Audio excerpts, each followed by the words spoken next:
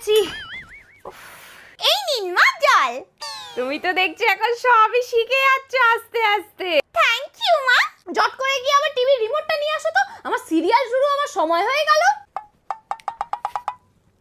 এই নিন। দাও দাও দাও। এ কি, টিভিটা কোথায় গেল?